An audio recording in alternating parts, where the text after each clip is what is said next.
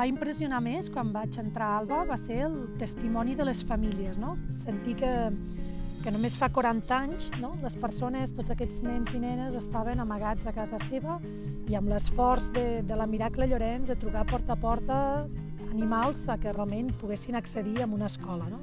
Va començar a l'escola Alba, més tard el taller, els habitatges, i l'associació s'ha anat fent gran, més de 250 persones ateses als serveis, i és el moment de tirar endavant aquest nou projecte, la construcció d'una nova llar. La llar Alba s'ha quedat petita per les necessitats de les persones. Hi ha més de 10 cadires de rodes que pràcticament no hi caben, les habitacions dobles.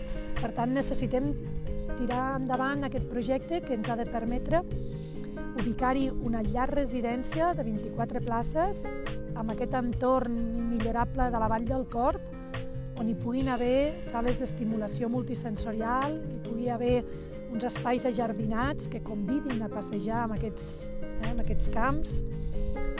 Fa un any vam crear la Fundació Alba Futur, que ha de permetre la captació de donacions, llegats, engegar campanyes on tots hi pugueu participar.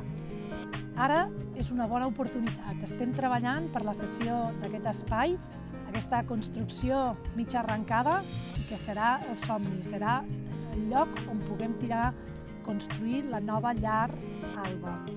Per tant, us animem a tots a que pugueu participar i col·laborar amb aquest projecte. Us necessitem.